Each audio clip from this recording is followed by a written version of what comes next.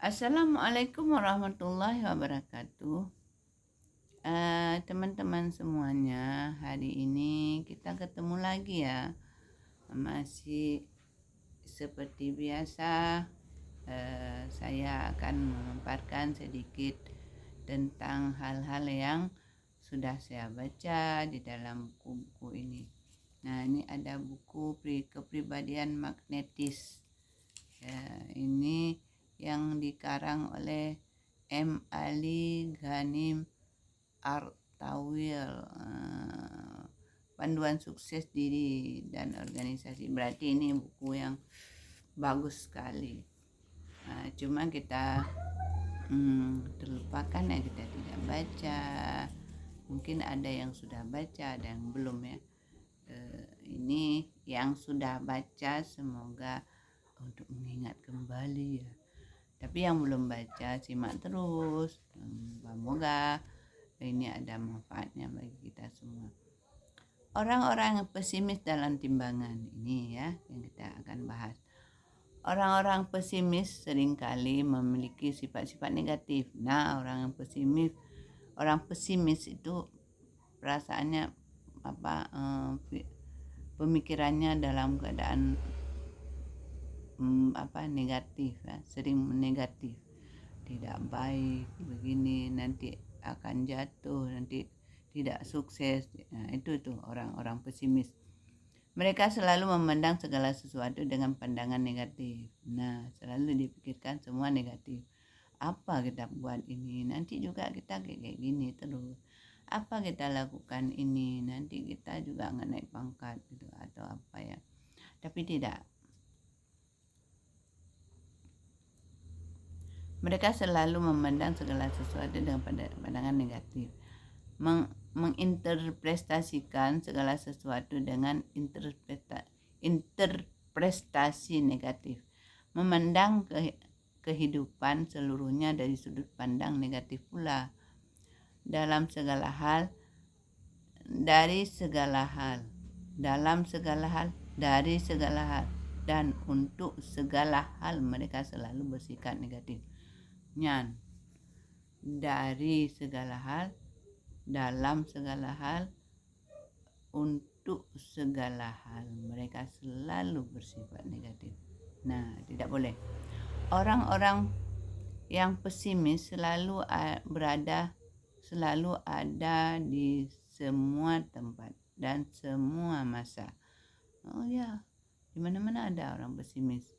Kalau kita ajak, ayo kita alah kepulian, mana bodoh udah.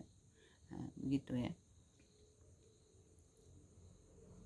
Jadi di semua tempat, di semua masa ada mereka seperti ini. Mereka menebarkan pemikiran-pemikiran yang kelam, merasionalisasi pandangan negatif mereka terhadap kehidupan dengan metode konservatif. Anda melihat mereka selalu mengubah yang positif menjadi negatif, baik menjadi buruk, benar menjadi salah, seakan-akan tidak ada lagi di dunia ini suatu kebaikan dan harapan atau keindahan sedikit pun. Nah, pandanglah yang kelam terhadap kehidupan ini akan menjadi jiwa memikul beban kesedihan dan kegelisahan. Ya, kalau kita pandangan kelam, kita pasti memikirkan, untuk apa aku melakukan ini, nanti aku tahu dimarah sama atasan. Untuk apa aku lakukan ini, kan naik pangkatku nggak naik-naik. Untuk apa aku lakukan ini, nanti begini begitu. Nah, itu tidak boleh. Bahkan ada yang mengalami kehancuran psikologis dan sarafnya. Mengenal hal ini, Imam Syafi'i pernah melantunkan sebuah bait syair yang indah. Sebagian mata terjaga dan sebagian mata tertidur. Ada hal-hal yang telah ada hal-hal yang belum ada. Jauhkanlah kesedihan dari jiwa semaksimal kemampuan mereka. Karena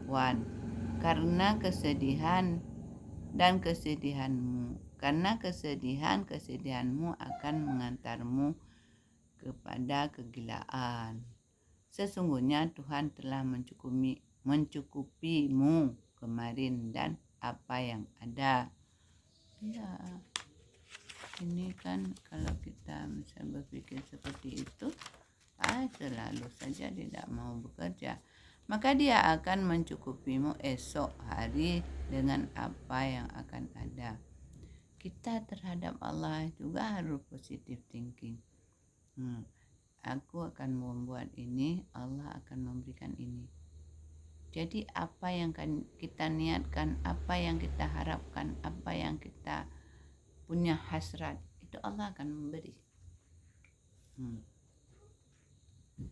Para psikolog menganggap bahwa pesimisme merupakan akibat dari kejahilan seseorang. Kita ulang. Para psikolog menganggap bahwa pesimisme merupakan akibat dari kejahilan seseorang dan bukan bahaya yang esensial atau penyakit yang real. Mereka mengatakan pesimisme merupakan ekspresi dari bisikan menyakitkan yang menyebabkan kelemahan semangat dan menguasai hati dan pikiran orang yang meyakininya.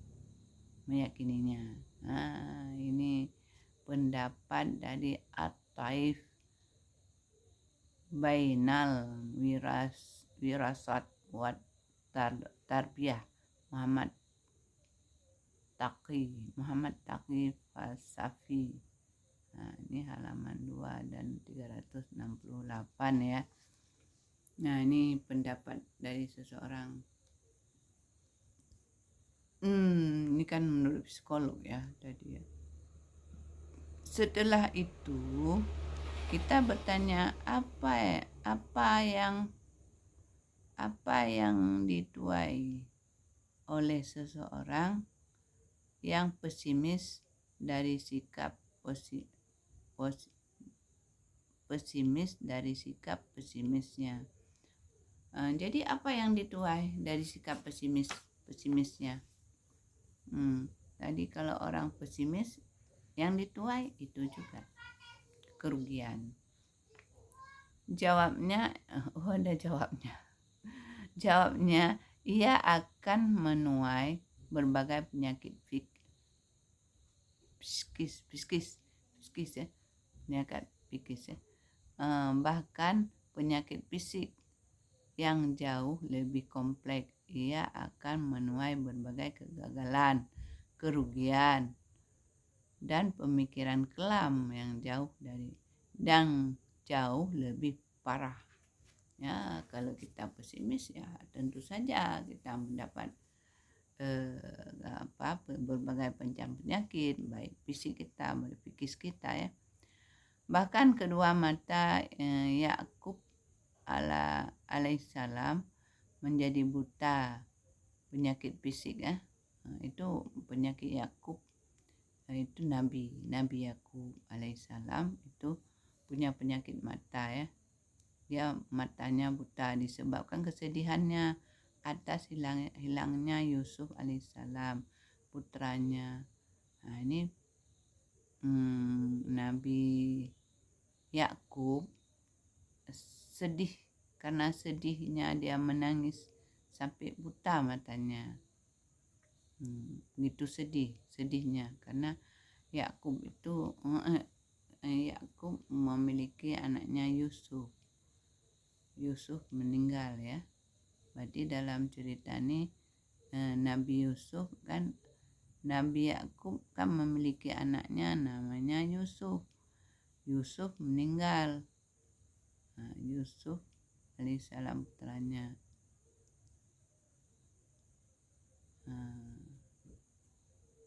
Atas hilangnya Yusuf, berarti Yusuf hilang apa meninggal? Hilang. Bukankah Anda melihat bahwa kita lebih baik bersikap optimis? Nah, apakah kita harus bersikap optimis atau pesimis? Kalau optimis kan sudah saya bahas hari yang lalu. Nah, ini kalau pesimis, sekarang kita bisa milih sendiri, bukankah Anda melihat bahwa lebih baik bersikap optimis? Nah, data-data medis modern membuktikan bahwa kondisi kejiwaan seseorang wanita yang sedang hamil dan bagaimana ia menjalani kehidupannya antara optimisme dan pesimisme memiliki hubungan yang sangat kuat dengan kecerdasan anak dan tingkat aktivitas dalam hidup. Nah, ini